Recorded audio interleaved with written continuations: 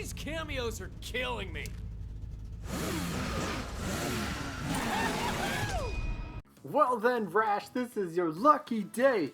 This isn't just a cameo, this is a full-length video dedicated to you and your series. Battletoads are back, and, well, they're a bit more mild than you might remember, but they are back, which is great to anybody that grew up with them. Yeah, they were a bit, maybe more themed for adults, but again, they're more mild. They're back, they're good, it's fun. It's good to see older franchises getting revived again, especially when a company like Microsoft has been sitting on them for how long and they're trying to build the first party support.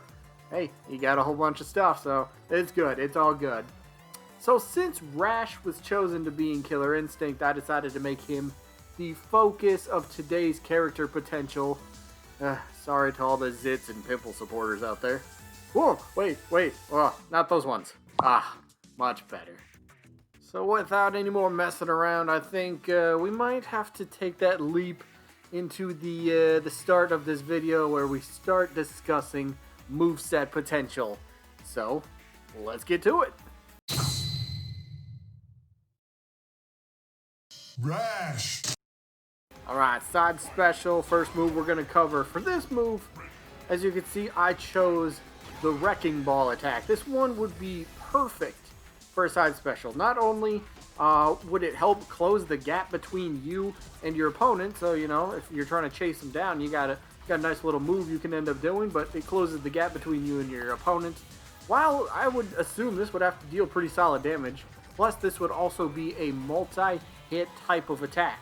So once the attack starts, if you get hit right at the beginning, or I should say if the opponent gets hit right at the beginning, and they will get carried all the way through to the end of the animation of the move. Hence what a multi-hit attack is. Stomping time! Moving on to up special, the Twisted Tongue. I like this one for many reasons. So first up, this would be, like, in my opinion, the perfect recovery move for Rash, right? As the tongue can be used pretty much as a tether, you know, to grab the ledge, right? We've seen that with a few characters like Samus, the Belmonts, who else? Byleth, Min Min, to a degree. So, you know, nice little tether grab. Plus, for using the move on stage, how could that end up working? So, I'm sure you've seen in the clip, but when you use this, you are able to kind of aim in the direction you want to, well, fire off this attack. So, when you aim and when the tongue would stick to either the opponent or a solid surface, whichever comes first, whichever it makes contact with, Rash, in this case, will pretty much get flung towards whatever his tongue is attached to. So it's, you know, it's again, it's kind of closing the gap. It's a cool way to kind of, you know, be relentless towards your opponent, right? Don't let him get away. You, like, it could have pretty good range, right? I mean, it should, after all. You got a pretty long tongue. So, yeah, up special. How about Twisted Tongue? Rash! Dash attack time, and this attack would basically have Rash using the battering ram attack. Essentially, Rash would launch himself head first into the opponent, just like how you do with a dash attack, but yeah, so he launches himself head first in the opponent. It's a pretty simple and straightforward attack. I mean, you kind of watch the animation, right? Speaks for itself. Stomping time! As for neutral air, I think this one is perfect. I was trying to decide where to put this, and then I kind of thought, you know what, neutral air could be really good. I thought about forward tilt. I got a different idea for that, and you'll see that probably coming up next, actually. But basically, for neutral air, while Rash is in the air, he basically spins around in a 360-degree circle with one of his feet changing into this axe. And it's as simple as just like a spinning axe kick. That's all he does. It has, again, it's a 360-degree spinning motion, so he covers to the left and to the right of him. So good coverage and a pretty decent move all around.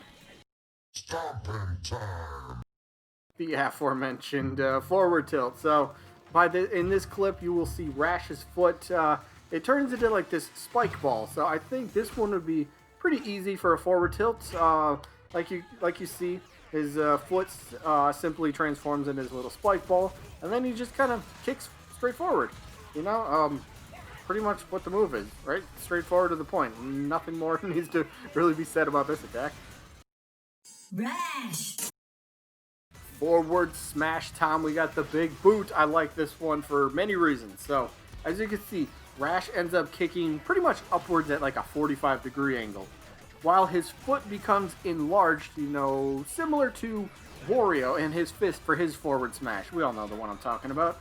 So, and I think as well, since you got the big spikes at the end of the boot, you could have a sweet spot for one of the spikes on his boot. So, get a sweet spot, launches obviously even further. That's the one you want to try to connect with. But again, it's going to do big damage. It's going to launch the opponent pretty much more upwards than outwards, I'd say. Again, it's a 45-degree angle, so I mean, we all know what that kind of looks like. But yeah, big old boot. I like this one. Stomping time. Now for down smash, you just kind of have to imagine him without jumping in this clip. So basically, when he's jumping, he does like a split-legged kick. So, you know, one leg out to the right, one out to the left. Basically, imagine him just kind of dropping down, doing the splits while both legs just kind of shoot out to both sides of him. That's pretty much what I could imagine the down smash being. So it covers, you know, again, to the left and to the right. It would be a great way to catch an opponent who's trying to roll, say back on the ledge. Whether you knock them down and they're trying to roll, just catch them with it. It would be a pretty solid move overall and pretty powerful, right? Now for the final smash, I think I don't. Maybe this one could use a little bit of work, but I think it fits. So Motorbike Mayhem would be activated, right? So you activate the final smash. How does it activate? Rash starts the whistling, right? And then the bike comes zooming across. Well, as fast as the bike can, but comes zooming across the screen. Then once the bike would make contact with an opponent, that's when the attack itself would, well, pretty much activate. So the attack itself would be Rash repeatedly on his motorbike, repeatedly crashing into the opponent, say several times, with the last attack, say the motorbike getting a little out of control, Rash hanging onto the back of it, kind of flying off, and then one giant last big explosion sending the opponent flying. I think it works pretty decently for a final smash. There could be other ideas, but that's just the one I got for right now. Moving on for the spirit board now. This was a little tricky for some spirits, because there wasn't a ton to choose from, but I made it work with what I had. So here's what we got. As you see, the Dark Queen is the Legend Spirit fight, and I will be going over how that potentially can work in just about a minute or so. But of course, we had to get the other Battletoads in here, right? Pimple and Zitz. Yeah, I know. If they're not gonna be fighters, maybe they could be. Now that I think of it, I suppose for Rash, you could end up doing like different alternate skins and make you got Rash, Pimple, and Zitz if you really wanted to go that route. But since this video is more focused on just Rash, of course I had to at least get them in here as spirits, because again, they're a trio, right? They stick by each other. So then of course we got Princess Angelica, who's your typical princess in distress, pretty much. Then we got a few other semi-notable characters, we'll say. We got General Slaughter, got Big Blag, and Robo-Manus. So yeah, not a ton of spirits, but this is kind of what I came up with. Kind of mixing it up from the newest, the reboot, if you will, the reintroduction to Battletoads, the milder version. So we got a few of those, obviously with the new artwork of Dark Queen, Pimple, Zitz, and Rash. And then kind of throwing in some of the older characters as well, like I said, Angelica, Big Blag, Robo-Manus, and General Slaughter. So those are just a few of the ideas that I had for the Spirit board. So I guess let me get into that Legend Spirit fight here for you.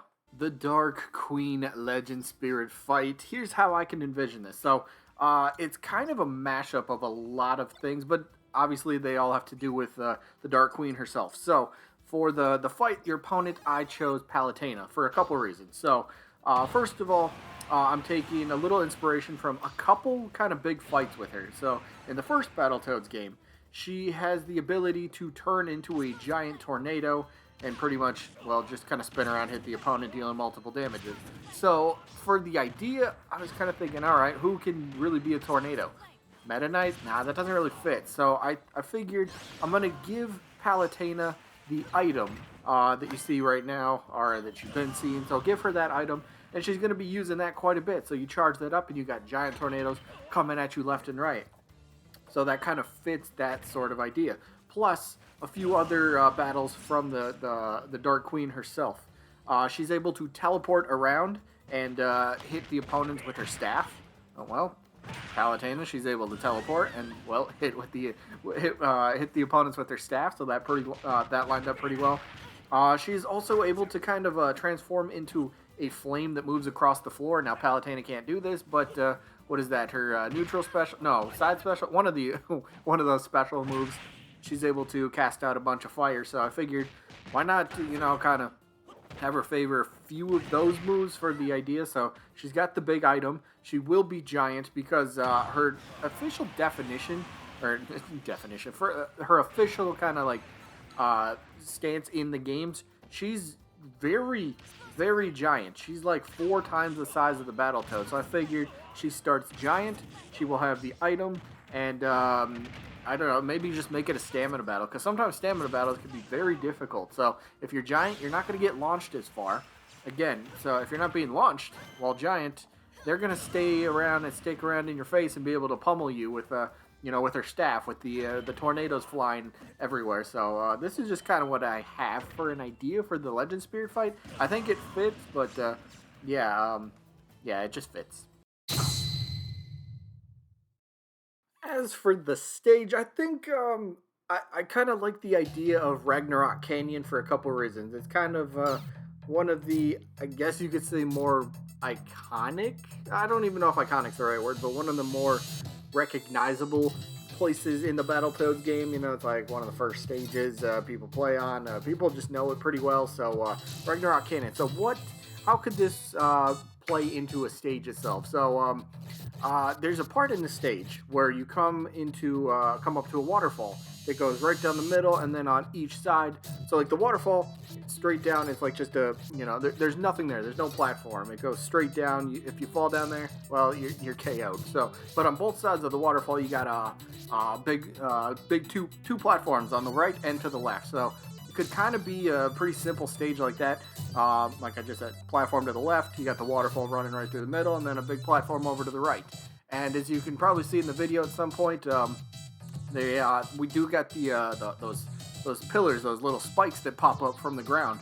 And I think that'd be kind of a cool idea when got a notification, but I think it'd be kind of a cool idea to have the pillars or spikes or whatever pop up during the stage itself as like a little hazard. And again, you can turn hazards off, which is totally fine. And if you play Battlefield version or Final Destination version of the stage, obviously they won't be there. But for more authentic feel to the stage itself, yeah, that's what you could get. So I don't know, Ragnarok Canyon. That's kind of what I got for the stage. What do you guys think of this whole thing?